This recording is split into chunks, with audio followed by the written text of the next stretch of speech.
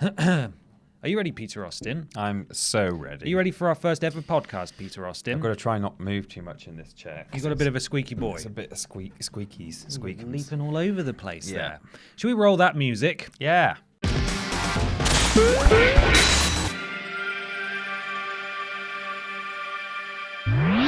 Hello, everybody, and welcome to the first episode of the TripleJump podcast. My name is Ben. My name is Peter. Hello, Peter. Hello. It's a video podcast. Look at this. There's a camera component to it, certainly. I don't know if it could be counted as a video podcast. Why not? Unless we put on like a show. Unless we put on like a show. I don't have buttons to undo. Peter does. My top one's already undone. I'm always ready for a show. This is a video game podcast. It's not about athletics, although if you do ask a question about athletics, we might answer it. That's a lie. Well, you don't know that. It's early days. You can't say for sure just yet. No, ask a game about the Olympics video games and then ask a question about that. And then We might just do it. We would like to take this opportunity to thank our patrons over at patreon.com/Team TripleJump, because they are exclusively asking the questions on this podcast. And the questions will be sort of littered throughout proceedings. That's not a remark on the quality of the questions. just- when he says littered, he doesn't mean just discarded. just sort of like an old greasy crisp wrap it. Or sort of like droppings. Some sort of small mammal droppings. Like cat litter. all over. Yes, exactly. Yeah. Just like that. So we're going to start off, Peter. It says here on our running order, intro. So I suppose this is the bit where we just have casual, just free and easy, fun conversation back Anything and could forth. happen, yeah. Free and easy, as dictated by the sheet of paper in front of Look, us. no one ever deviates from the sheet of paper, okay? We're going to have fun, but it's mandatory. It's There's fun. managed fun. Okay? Yeah. How do you think the channel's going so far? How are you feeling? I'm enjoying it. It's nice to be back making videos. It's quite nice to be making lists again.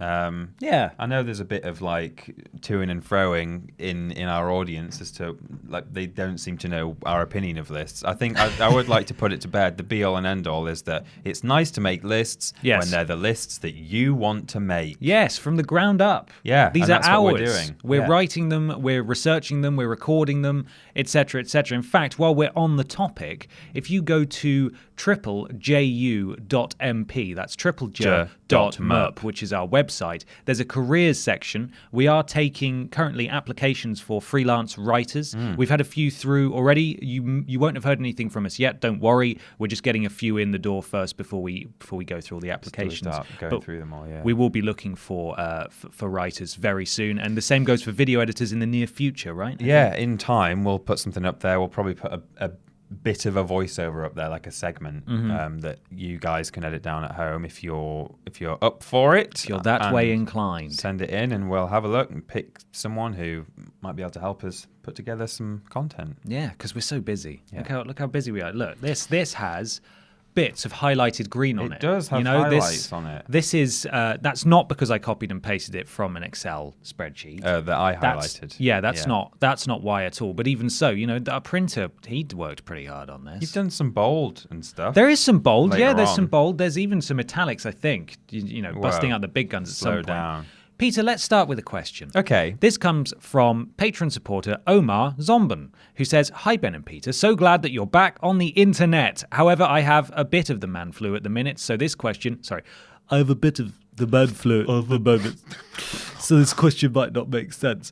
What were the first video games / consoles that you had / played on?" What were the first video games / consoles that you had / played on? Yes, now we're probably going to get a lot of questions like this. What were your first games? What are your first gaming memories? What were your favourite All that kind of games? Exactly. We kind of want to get that out of the way in this episode. Yeah. And so we saw a lot of questions that we got that were really interesting ones about like how BioWare could potentially save the Mass Effect series, etc. Yeah. And we want to get onto those in the future. But first we thought let's answer these. We've talked about these in the past at our various previous ventures, but we've potentially got new people coming along from the Cultaholic audience who've never seen us before, and it's worth just doing these. Then they're done. They're done. Down on virtual paper. Yes, and everyone who sees someone asking it in the comments can say, I know, it's Bubsy 3D Yeah. for Peter. That's Absolutely. his favorite one. Peter, what was the first console system that you had and the games that you really enjoyed for The it? first that console shaped you as the tiny video game My man that you goodness are me, today. That's suddenly added a whole load of weight to the question. Yeah. They're What was the one that important. you were playing when you murdered your wife and children? I don't think I was, but it's quite hard to play a game and While you're murder doing it. a Yeah. whole family at once. I think I put the controller down. It's a huge achievement, really. The first console that I owned was a PlayStation 1. Yes. That lovely grey, not even really a monolith. It's shaped like one, but for some reason, I think they're quite aesthetically pleasing. They're ribbed on the side. They are ribbed for your pleasure. my pleasure and hers. Yeah. They Did got you a ever little... take two PS1s and rub them against each other so they go? No. Oh man, see Did that's you? half the fun. Yeah. Oh my you God. get three together. Oh my goodness, You're forget in the about it. world. What a party. Yeah, put your ear protectors on. Yeah. That's It's it. deafening. Yeah, I had PS1. I think the first game that I owned on it, the first game that I owned was probably like Spyro 1, potentially. Something like that. It's hard to sort of remember which one was first, but I had Crash 1 and Crash 3, Spyro 1. Yeah. It'd be one of those, I think. But certainly the first games that I played were not the games that I owned, because I had an uncle who lived next door to my house who had a PS1 as well. And I played all sorts over there, despite being far too young for some of the games that I played. Nice. Such as Duke Nukem Time to Kill, in which if you get killed by a rocket launcher in deathmatch mode, you are just a big old splat on the floor. You're the giblets. Yeah, you're just a big pile of... Big old jibs. Duke jibs. Jib Nukem. Yeah. Also, things like Silent Hill, I would sit and watch him play that. Good. I don't think I would play that now. No, well, I mean, no, I don't play it anymore. I'm not old enough. Still. No. That's the problem. And I played plenty of multiplayer stuff with him. Some old obscure PS1 games like Hogs of War. Did that fuel your enthusiasm and interest in sort of collecting and playing the more obscure titles on PS1 and PS2? It may have done. I don't know if that specifically was it. I think it's just that I've always had a fondness for the PS1 because it was my first console. Yeah. And I think that console itself and that era of gaming just lends itself to just that kind of thing. So PS1 and PS2, there's so much on there. Like PS2, I think has the most games of any console currently. Right. That doesn't on surprise it. me. And as a result, you know, a lot of them just never saw the light of day, really, almost. So they're just sort of sitting right at the back of the shelf. And I think, like, I started to sort of recollect the games I used to own and my old favorites. And then in looking for those, I suddenly realized, hey, there's all this weird stuff that no one has ever played. And as a result, I'm quite keen on collecting and playing things like that. They're more valuable as well. Well, they're definitely not. So expensive. Most of them really are. £60,000. Yeah. This guy wastes all his money. He doesn't even live in a house. No, I just live in a pile of PS1 games. Yes. Yeah. Yeah, like a sort of an igloo kind of deal. It's very impressive. What was your first console, Ben? For me, it would be the Game Boy Color. Okay. I got a Game Boy Color and Pokemon Blue. I was, of course, much like you and your uncle, very familiar with video games far before then, but that was the first one that I was actually, that was mine, that I owned. And much like you, or at least for me, it certainly kick-started in sort of the last 10 years or so a nostalgic interest in collecting all of them. And anybody who's following my Twitter probably will have seen The thread. photos of me just collecting various things. I will post a full photo soon. I have a display cabinet now. Yeah, it's very nice. Is it? Yeah. I don't know if I should be proud or ashamed of it yet. How come I'm sure I've seen a photo of that. Have you Yeah, shared it I sent with you. You're one of the group only chat or people. something? You're Oh one of my the only goodness people me. who's seen it. You need to see it in the flesh. It's far worse there. But and then it was a PlayStation 1 and so on. But We could rub our PlayStation 1s together now. you know what? Let's do a video called Peter and Ben rub each other down, and then in parentheses with PlayStations. They're PS1s. Yeah. The P stands for play Yeah. station 1. Let's play Station 1 together. And it was from there really that I got super hardcore into video games. Yeah. From sort of I started reading magazines and stuff, and then I just couldn't I couldn't get off that train. Couldn't stop. Stop. Could get away from that nice new magazine smell. Oh It's God, addictive. it was so good, and Yeah. I miss all the magazines that I used to read that have sadly died because the internet is. Well, I mean, we're doing it now, aren't we? Really, It's our fault. It's People our like us. fault. Yeah. But yeah, I think that's pretty much where I started without going too in depth. Yeah. In terms of favorite games, very briefly, Final Fantasy VII I would cite as the game that made me realize, oh, these aren't a distraction. Right. This is actually like a storytelling, very serious grown-up medium. Something can happen in these. Yeah, this is some good stuff right here. I like this. Yeah. As well as the original Pokemon games and various other things on different consoles. But I'd say Final Fantasy VII for me was the one. Yeah. What about you? Of the early, yeah. So again, like I would say, Spyro 1 being one of the first games I ever played, one of the first games I ever completed, as well as just I think generally being objectively quite pretty and having a nice soundtrack. You know, that is up there with my favorite games of all time. Later on, away from the first console years of my life, as followers of us will know, I am a die-hard fan of Ubisoft's Beyond Good and Evil by Michel Ancel of Rayman fame. Yeah. Announced a couple of years ago, or confirmed anyway, that they are now going to be doing a sequel, or a prequel indeed, actually. But yeah, they've been talking about it for many, many years prior to that, about an actual sequel, and released some stuff that was clearly going to be a sequel because the protagonist was the age that they were. Yes. Now they've confirmed, okay, we're doing another game, but the protagonist is younger, so it's therefore a prequel. But that's exciting. You're very excited about that. Very You watch all the live streams. Yeah. You cried along with Michel Ancel when he cried on stage at E3. Yeah, I did. He had a big old cry, and a wee as well. I didn't cry, and cry. you Or weed wee. too. I did, because I realised It was really I embarrassing. just agreed with that without actually You really sort of did. laughing. I was with you. I went, yeah, I We cried. were watching it together, I remember. I was actually really disappointed when, I mean, again, I don't want to get too off track Yeah, here, you but were sad. You weren't happy about it. I didn't even realise till sort of the last sort of 60 seconds of the video that it was Beyond Good and Evil 2, because it was such a deviation, just the swearing in it. Yeah, it was very cool. I still am not a fan of that chimp. No. And I think also, he's a bit bad. all the characters, at the time I didn't realise it was going to be a prequel, so all the characters on screen are like completely new people. I'm like, who is this? Why are they all swearing? And then at the end it said Beyond Good and Evil 2. I was like, I'm livid. Livid! What have they done with... Oh, that's awful, Yeah. that noise. What have they done with my beloved characters? But now that I've had more information and I've seen more of the game, and they've also said that they probably won't be just swearing all the way through. It's just certain characters are going to swear a lot. You feel a bit better about I it. feel a lot better about it. Good. I'm looking forward to it. As long as they're not over-promising and going to under-deliver with a terrible product. We'll see. Michelle won't let you down, I'm sure. No. Then I will Michelle. cry if he lets me He down. lies to you. Yeah. What's the name of the actor man who was in Looper and various other things, who came out on stage at E3 because his new company is involved in helping stuff? Joseph Gordon-Levitt. Joseph Gordon-Levitt, Yeah. He's like right in there. Is it his? Does he own? He Hit owns Record, I or think is he so. like He's just sort of a patron for it or something? I believe he is one of either the co-founders or top men involved in. It's called Hit Record, is it? Hit And what are Record. they doing? So it's like a collaborative kind of thing. A lot of people got really mad about it, and they were saying, well, what you're doing is you're getting freelance art and assets and stuff from the fans, and you're not paying people for it, or you're paying a pittance for it. And it's like, that's not how I see it personally. And maybe I'm biased because I'm just really excited for the game.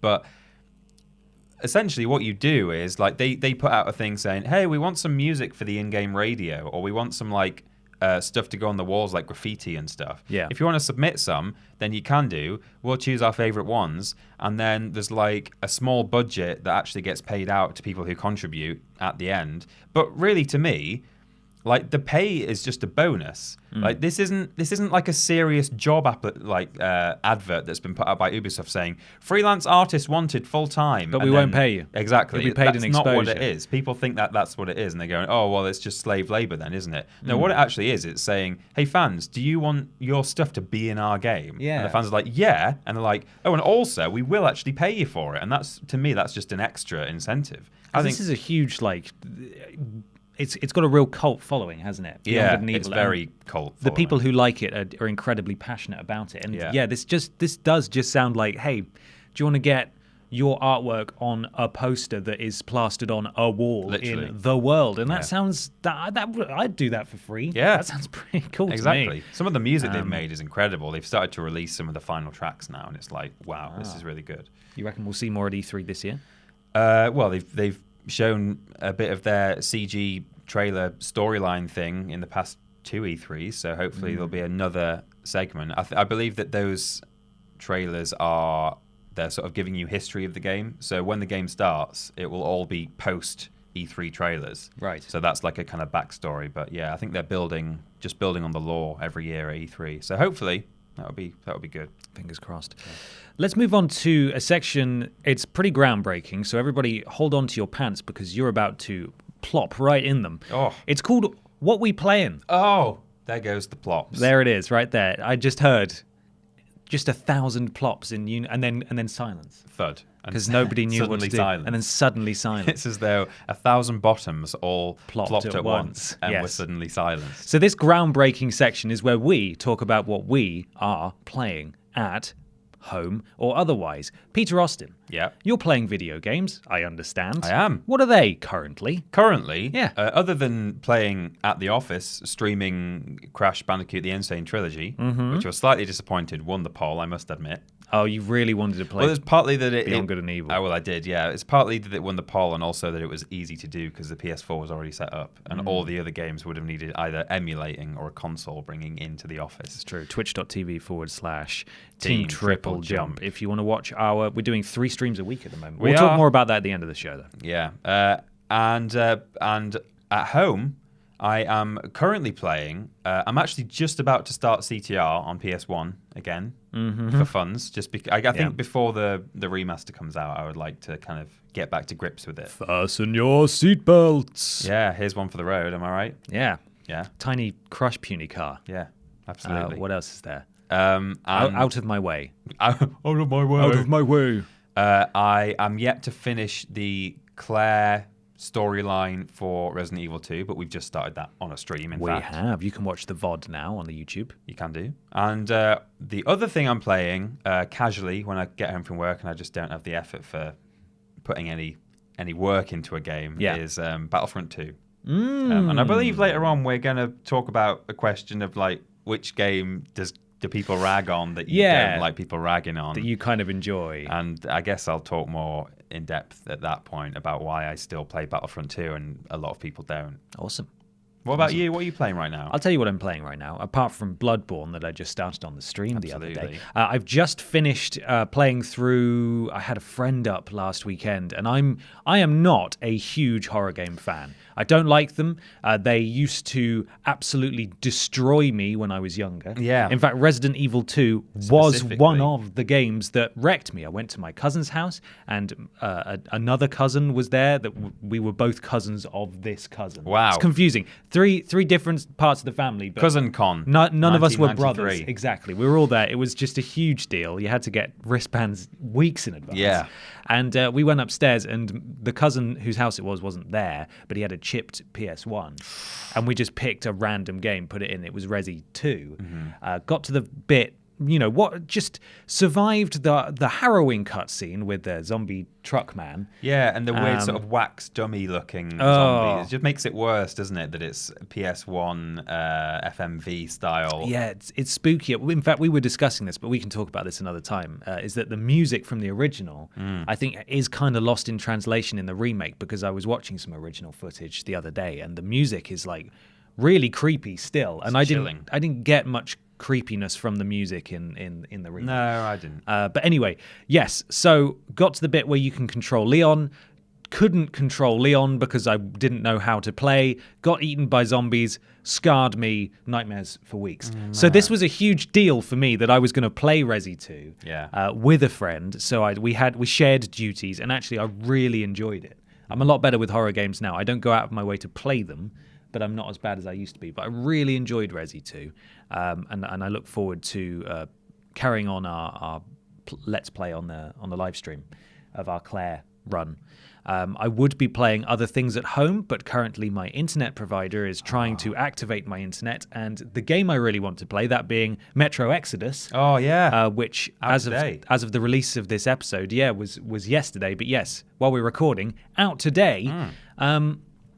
I can't because I've got a code for it and I can't download it, and I'm kind of stuck because I've been without internet for about a week and a half now, and a lot of the games I want to play are online, and I'm kind of buggered. You could, depending on how desperate you are, you could have brought your console into the office and just hooked it up. I really could have done. You are correct, but Yeah. you know what? I have a feeling it's any day now with my internet. I'd like to it think could so. happen. Yeah. Peter probably just wants to stop hearing about it at this point No, because no. every morning it's like, "Hey Ben, how you How you doing? doing? Right, let me tell you about the update about my home internet." Yeah. He's like, "Oh, Screw God, those guys, am I right?" Here we go again. Yeah. But yeah, that's basically what I'm playing Mm-hmm. as of right now. I'm sure, hopefully, I'll have a lot of Metro stuff to talk about next week. Oh, yeah. when we record again. Exciting. Next question, Peter. What we got? Next question. This is from Stephanie Jones. Also a patron. Thank you, Stephanie. Thank you for supporting for your us. support. What games are you most looking forward to in 2019? Oh, she's from that She's Mitchell a and robot. Weblook Yeah, sketch. she is. Thank you. Cannot see, can only smell. Ben, what are you looking forward to? Well, funny you should ask, because we put out a video Metro Exodus. last night that did have Metro Exodus on, actually, because when I was writing that list, which was 10 awesome video games still to come in 2019, which largely do contain a few that I am actually looking forward to, Yeah. as you might expect. One of them was Metro Exodus, which came out a day after the video was released, because I wrote it at the beginning of January, not knowing when we were going to release it, and Yeah. unfortunately that one came out just after the list. But there are a few games, I would say, that I'm really looking forward to, but there's so many that aren't confirmed yet for Yeah. 2019. So it's quite hard. The Outer Worlds, I'm anticipating that. That's from Obsidian, who did Fallout New Vegas, among other things. They've actually been bought by Microsoft now. Right. So this will be probably the last game that they make, and they're seasoned RPG makers. They make really in-depth and really good RPGs, and it's likely that this will be the last time we get an Obsidian game on anything other than PC or a Microsoft for console. A exclusive, yeah. So I would make the most of that if you can. Sekiro, Shadows Die Twice. Yeah. From Software, the guys who brought Dark Souls and Bloodborne and all that kind of stuff. Looks like a bit of a departure. It's kind of an Eastern vibe. Yeah, I'm not a huge fan of Neo, which itself was inspired by Dark Souls and From Software games developed by a different studio. And this seems to have Sekiro seems to have gone the Neo route and gone Eastern feudal Japan sort of theme. Yeah. So I'm hoping that I will like this. There's no multiplayer, though, and the multiplayer, be it invasions or putting down signs or summoning, was always a very unique aspect to From Software games, and that's not going to be in here. So I'm sure I'll really like it, but I'm cautiously optimistic at the moment. You have to sort of find Sparkles, maybe. I'll have to create just a Sparkles doll and just put it next to me on the sofa, and just that'll do, I suppose. What about you, Peter? I mean, other than Crash Team Racing. Oh my God, yeah. I think I think as much as excited to see it is more just interested to see whether it actually works, what they've done with it. Yeah, it's less sort of, I can't wait, because it's one of those games where, well, you've got the old one, just play the old one. Yeah. But it'll be intriguing to see. I think with a driving game, it's so important that you get the motion controls correct, the actual steering and the acceleration and the boosting, arguably maybe even more so than in a platforming game. As long as in a platforming game, all right, if the jumping's a bit weird, then I guess you'll get used to it. But there's a lot of muscle memory tied to going around certain corners and ramping onto secret areas and if stuff. they're building the tracks from the ground up, Yeah. and you're going into them at 700 miles an hour, Literally. you need to know when you're pressing that R1 button, Absolutely, to slide. So that's an intriguing one. Also, in terms of we don't know if we've got we don't know when these things are coming out. There are various games that might be 2019. Last of Us, do we know even if that's this year or if it's Nothing confirmed. I don't think we have a nothing year concrete. even, do we? No. Sony aren't even at E3 this year. No. So we don't know if they're going to be holding their PlayStation Experience event that they usually hold in November, but they skipped that last year. Yeah. So who's to say? In all likelihood, they're going to hold their own event, announce the PS5, Yeah. and maybe announce some, release dates then. Potentially. But who's to say, right? It's all up in the air currently. It's quite exciting, really. There's no way to know what's going to happen. No. As much as I'd like to know when I'm going to play The Last of Us 2 and find out if Joel is dead. What do you think? Do you think he's dead? I don't know. I want him to be alive. I don't want him to have died. We went through so much together, Peter. I don't know if that would be too much of a... I think, he could die in the game or even at the start, but I don't think it will open with Joel is dead. He hasn't been seen in anything but that first trailer where it was suggested that, because we didn't see his face, it was suggested that maybe he is just sort of a part of her, Ellie's subconscious. In her mind. Yeah. She's just reminiscing. So who's to say, right? You can't have Joel dead though, because part of the whole... His last name is The Last of Us. Right. It's Joel. It's Mr. The Last of Us to you, thank you. It and is if you Joel kill The him, Last of Us. then it has to be The Last of Me. Ellie Part 2 Yeah. is what it's called. It The goes Last into of Me. singular. Yeah. She's called Mrs. The Last of Me. But the whole point, well, not the whole point, but one of the main reasons going into The Last of Us 2 that people are going to be excited to play is to see what's going to happen in terms of Ellie maybe finding out what happened at the end of the previous game and how that's going to affect the dynamic and whether she's going to think you're an absolute word I can't say on the podcast for doing what you did, or oh, actually I kind of understand your reasoning. And if he's just dead from the beginning, that you're just throwing out a load of resolution. There's no resolution. You're throwing out a load of interesting conversation. I don't know. I don't want him to be dead. You're right. There was actually that's a very good point. They wouldn't kill him off immediately. We need to see the fallout from the ending of The Last of Us 1, which was so brilliantly understated that I can't wait. It's kind of like if you've ever seen Parks and Recreation, right? Before the last season, or the last season, I should say, sorry, skips ahead about 10 years. Okay. And it sort of puts in little flashback sequences to fill in the gaps. Right. But two of the former best friends, so to speak, have fallen out and hate each other, and you don't find out why truly until about halfway through the season. Okay. And I think that's really interesting. And if they did something similar with Joel, right, where they're just completely at odds, and you're like, oh God, well, what happened here? And it slowly fills in the gaps as you go through. And that'd be really interesting. Maybe, or something. Can't do that if he's dead, though. No, maybe the reason we've not seen him, apart from, I guess we have seen them together, maybe in Ellie's head, but the reason we've not seen him in recent trailers is that they have had a fallout and he's left, or he's been pushed away, so he's still alive out there, but she's just sort of in the commune or whatever, and he's off there somewhere, and then maybe we will get some kind of flashback where he's driven out of town, or who knows. Oh, it's exciting. It's exciting. Maybe 2019, but who knows? Yeah, fingers crossed. Ben, what's next? What's next? It's time, Peter. It's time for Weird News. Breaking news. Welcome to Weird Breaking News, a section where we've not tried very hard. No. We've not dug too deep into internet. We've gone to our website. Yeah, usually just our website, and scrolled down until we found an amusing or weird news story from the world of gaming, and we don't know what each other has brought. No. And we're just going to tell each other what it is. Yes. Peter, would you like to hear all about mine? I would. Are you familiar with the wrestler Booker T? I am, actually. Are you familiar with the video game Call of Duty? I am.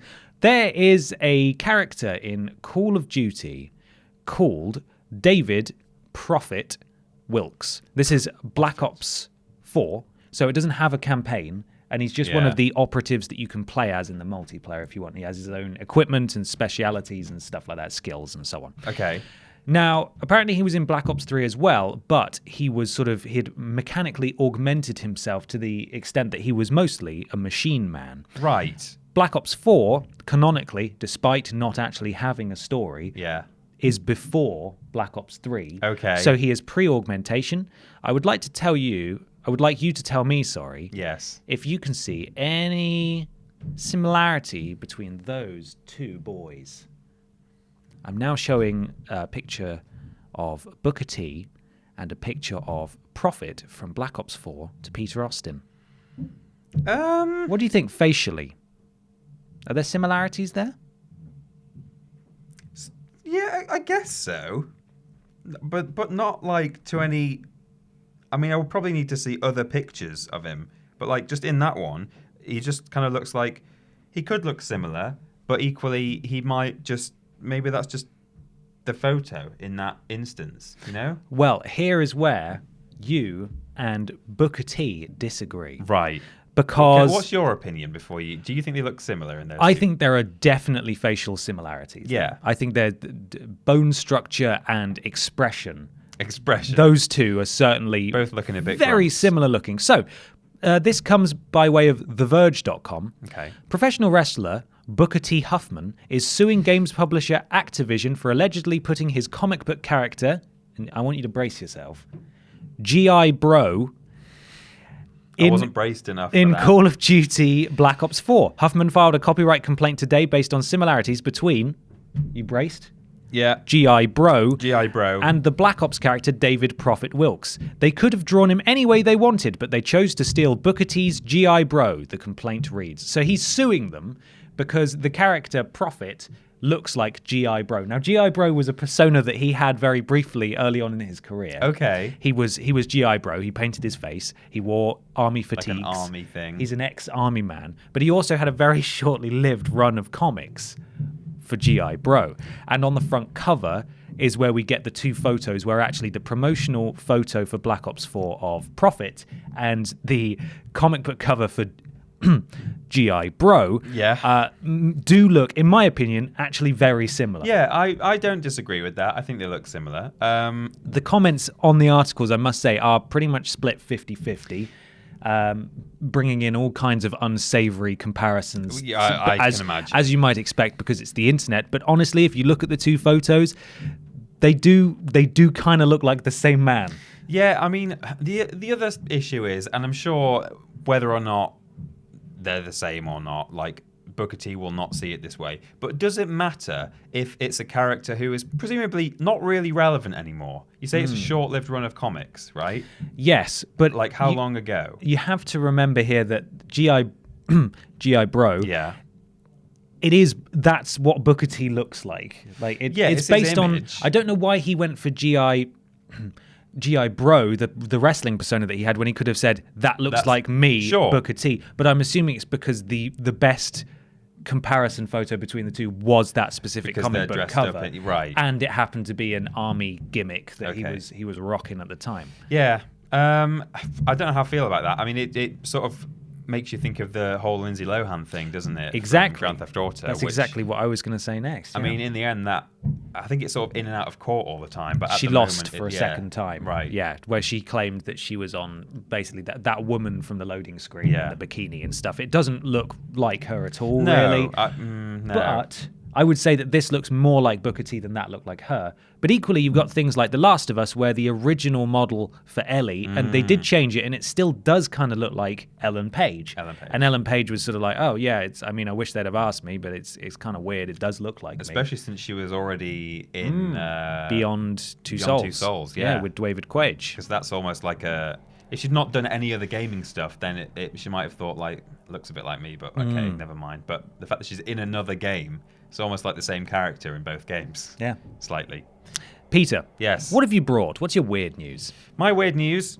Where is my phone? He's so prepared. Ben, are you familiar with the game Fallout 76? Oh, I'm so familiar. You know how we already had a question about games you're looking forward to in 2019? Oh, yeah. And there happens to be a list video on our channel all about that. Mm-hmm. Well, now I'm about to talk about Fallout 2076. Yep, 2076, that's the one. Which is also on our channel.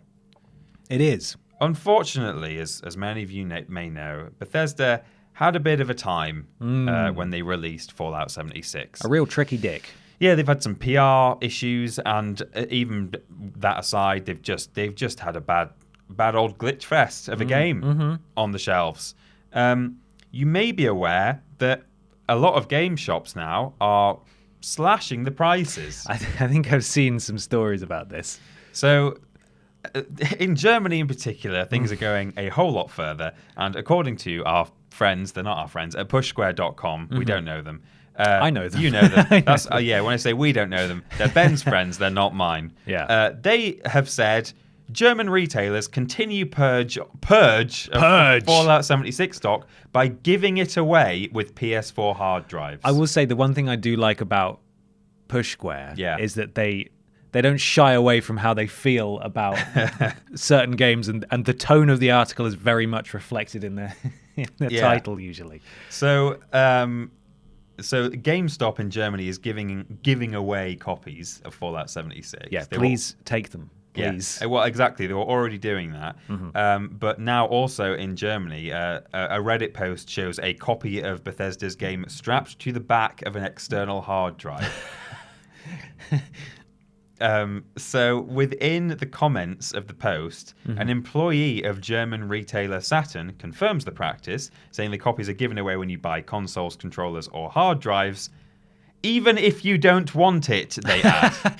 Oh, so it's like the Telegraph with a bottle of water at train stations. Yeah, it's forced upon them. Yeah, it's free. Take it. I don't want it. Just I don't please, want it. For the love of God. I just want my hard drive / water. No, take Fallout 76 and a copy of the Daily Telegraph. Take it. And so you might say, like, well, why, if they really don't want them that much, why don't they just bury them in the desert like copies of ET? Yeah, then they'll be valuable in like 20 years. Yeah, exactly. Why don't they collector's just item? Burn them or something? But we've got a quote here also from the Push Square article. We get a specific amount of money back from ZeniMax for every sold attached copy. It's the cheaper way for them at the moment instead of another refund or a permanent price cut. So basically, it's cheaper for them to give them away, right? Than just do anything else. They were doing it with controllers as well, I think. Yeah, where just anything. Controllers, consoles, hard drives. You buy. So poor Fallout. You go in and they just, I think at the door they go, Fallout 76, Fallout 76. Do you want one? Have 3 with the basket they give you on the way in. Yeah, just take it. Take it, please.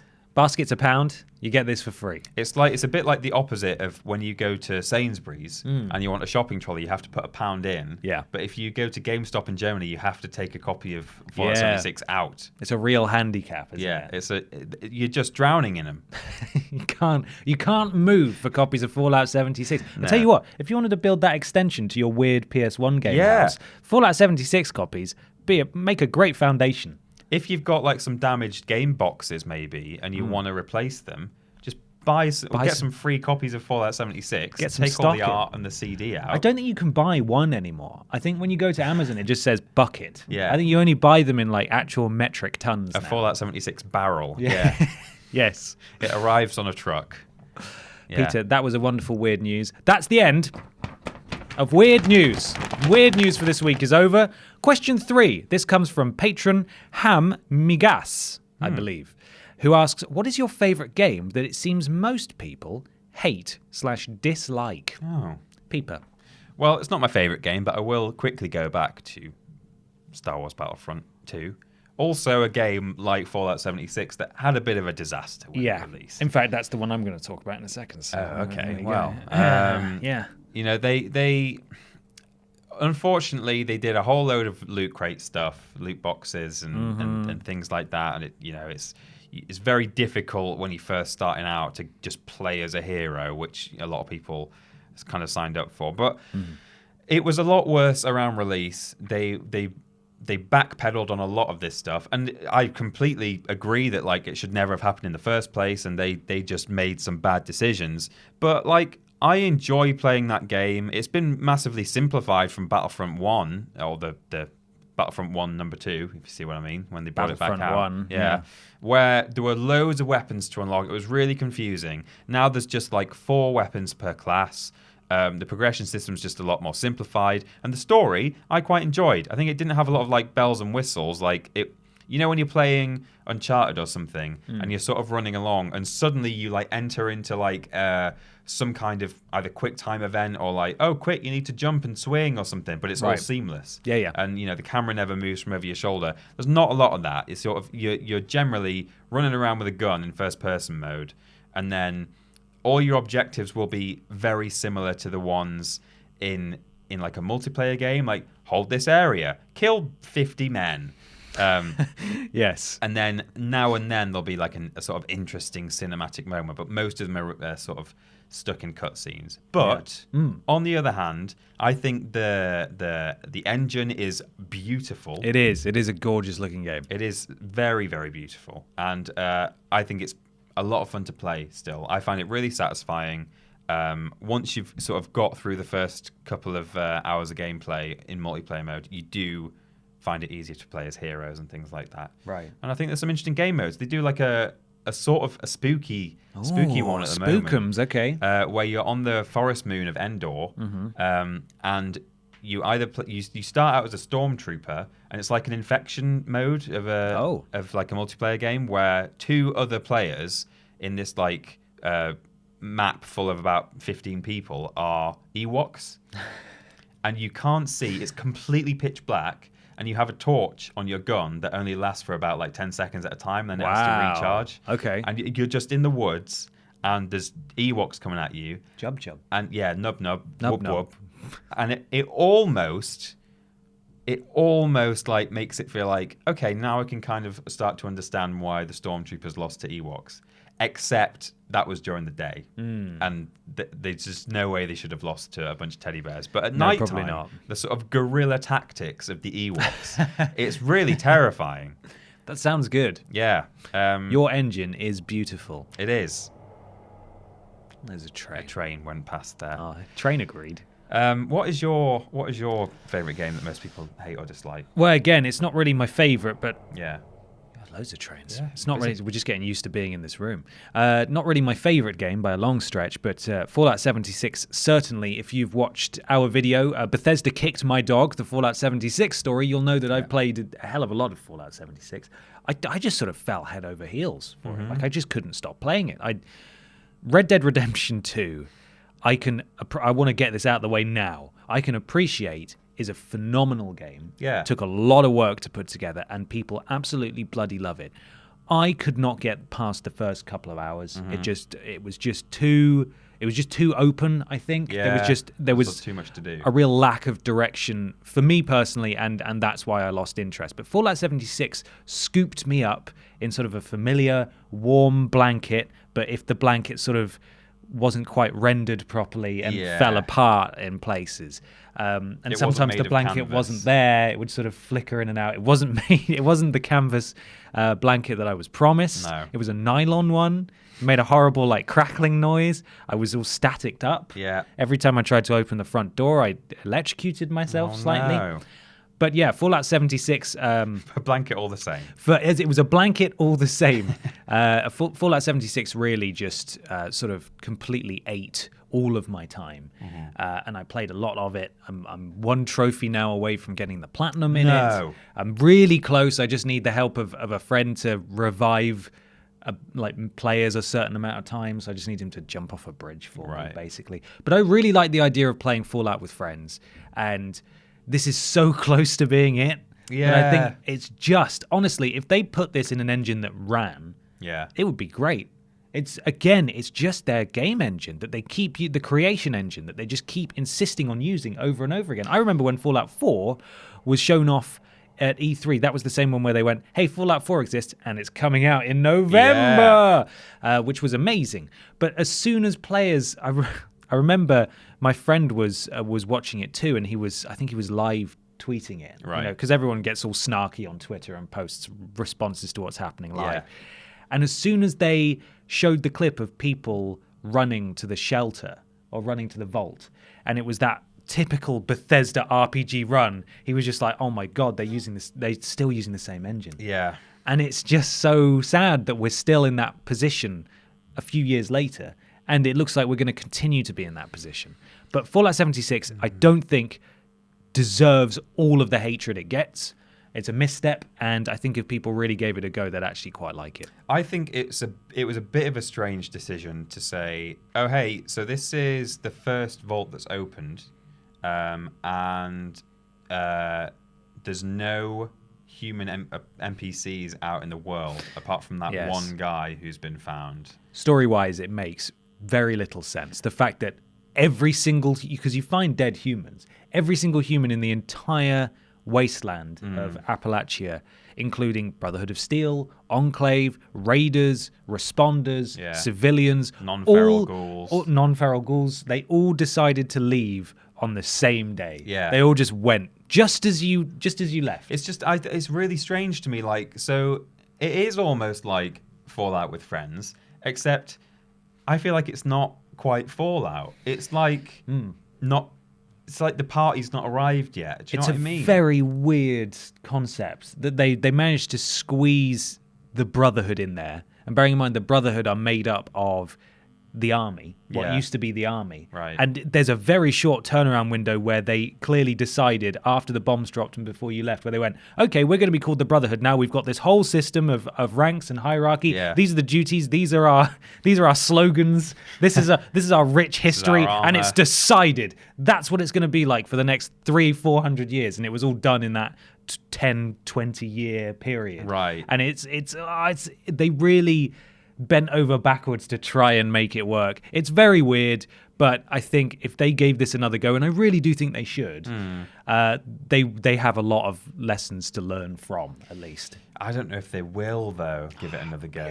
That'd be a shame. But it would be a shame. I mean, Elder Scrolls Online does so well. If they just did Fallout Online, I mean, but then MMO, for some people, the scale is then too big and there's just too many people running around. It's not, MMOs aren't really for me. I agree. I tried the Elder Scrolls Online and it wasn't an Elder Scrolls game for me. It had the same font, right, and some mechanics, and some cat people, but I couldn't pick up cheese and throw it around and stuff. Yeah. Like it wasn't. It's not there for me. I feel a bit like that. It's Whereas a shame. This is Fallout, but weird and broken, and no NPCs. That just baffles me really, and I think it's a shame because you kind of lose. That was some of the best thing about either an Elder Scrolls game or Fallout is like coming across quirky characters and like weird people who are hunkered down, or oh hey look, I've made this out of rubbish. It's a statue of a dog or whatever. The loot you find is randomized as well. Right. So you would discover this really cool looking location that, again, people say, oh, it was rushed. No, this was a rush job. Nobody tried. Like this was just a cash in. Like that's not fair and that's not correct. Yeah. Because you come across these incredibly well designed areas where it's like, oh my God, there's this huge mutated red tree. You can climb all the way up to the top of it, and someone's built like a tree house on each level. You make it all the way to the top, and there's nothing. There's no note. There's obviously no NPC. Yeah. There's no amazing loot because it's random, and it's just like you want to get up there and find the mad tree man. There's got to be something incredible up there. Yeah. In a normal Fallout game, there'd be something amazing there, but this, just by its very nature, doesn't allow for that, and that's a shame. And I don't know why they decided to do that. But there's a way they could make it work, and it would be a missed opportunity if they didn't give it another go with what they've learned, but we will see. We will see. Peter. Yes? We have now got a big discussion. Big discussion. Big headline discussion. Title of the video comes from the big headline discussion, which today, Peter, comes from... Daryl Dennis. Daryl Denise. Thank you, Daryl Dennis. Dennis. Who says... Your thoughts on the fact that the industry appears to be eating itself alive? ? Specifically, they've mentioned Activision post record profits and still lay off 800 plus people. Oh, yes. But wait, Daryl. Wait. There's more. There's even more. It's not just 800 people laid off. Yeah. According to... Here he goes. He's on his way. According to Kotaku, UK... Yep. 400 Blizzard France employees still don't know if their jobs are secure. Great. So that's 1,200 people. Yeah. There we go. It's really, really good. So this comes in the wake of Activision Blizzard. It's been rumored for a while now, and I should mention what we're about to quote also comes from the original Kotaku article that they posted. Right. It was rumored for a while that there were going to be big layoffs at Activision Blizzard across various studios, and they've now said earlier in the week that the company would be eliminating 8% of its staff. And bearing in mind that in 2018 they had roughly 9,600 employees, that means about 800 people have now lost their jobs. Yeah. Which is really rough. And as you read more into it, everybody likes to demonize especially Activision. I know Blizzard didn't have a great showing recently at BlizzCon with Diablo and stuff. There was a huge backlash about the mobile game and They've stuff. just said that there's they're no doing. major AAA game coming for the whole of 2019, Blizzard. Have just, they? Yeah, they've just said, like, oh, yeah, we don't have plans to release anything.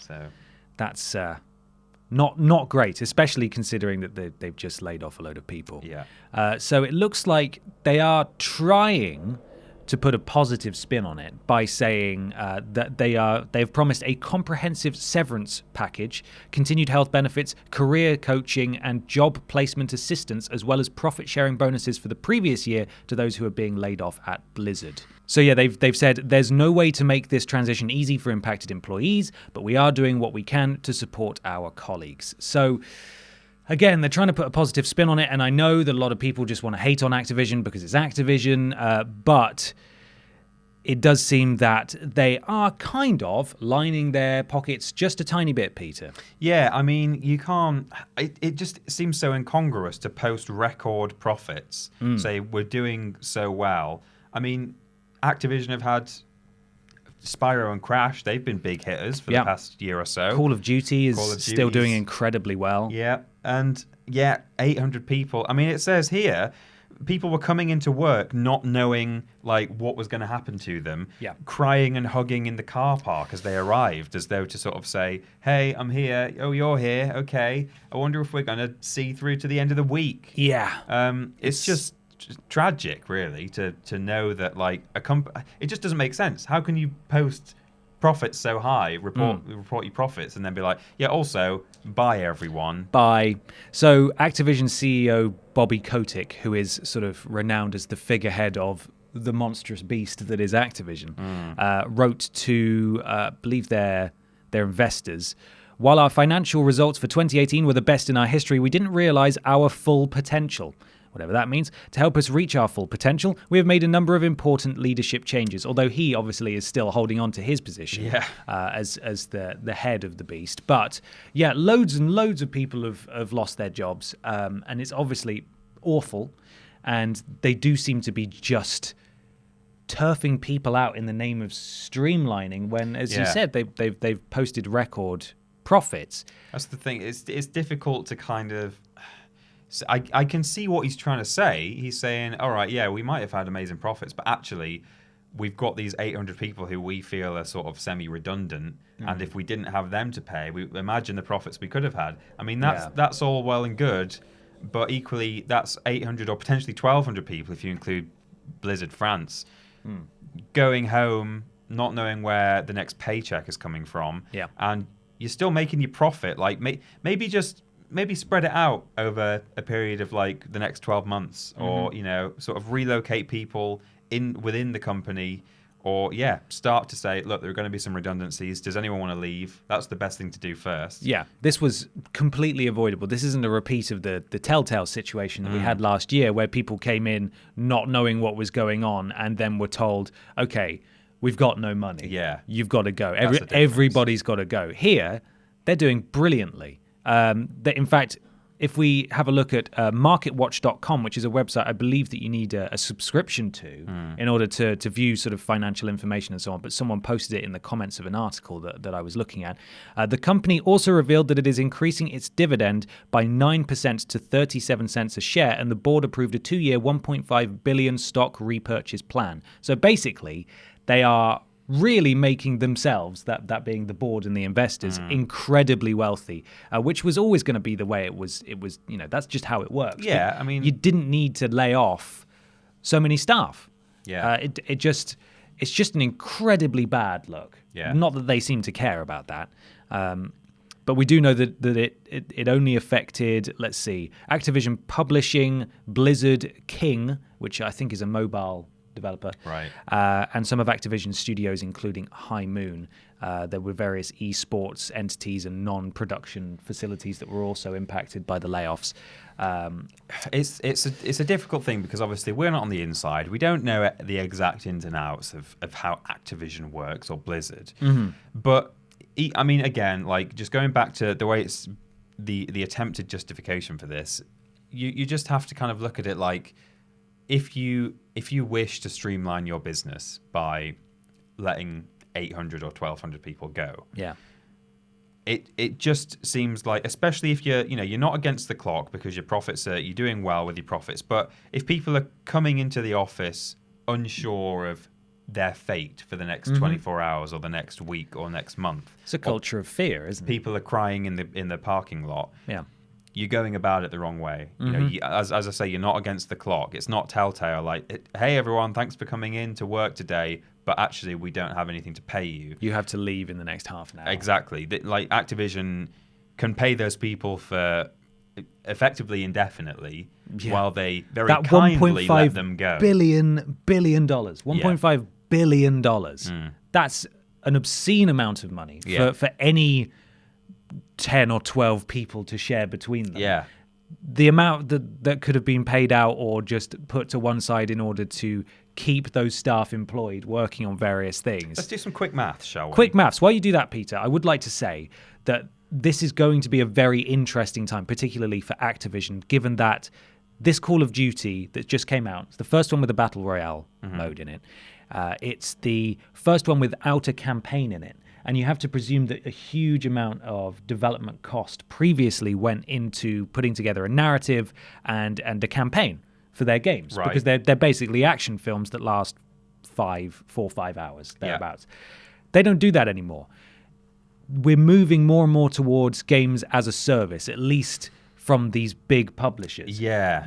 I wouldn't be surprised if they try to streamline more and more and more and make more and more money from just putting out. I mean, I'd be amazed if next year we didn't get a Battle Royale Call of Duty mode just on its own, either free to play or with a small subscription fee or like a small one-time payment, and then they try to make money from their microtransactions and things like that.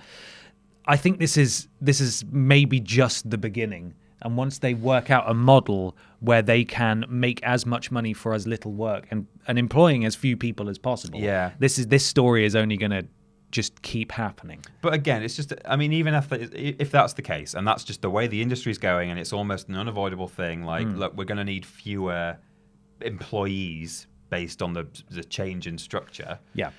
That's one thing.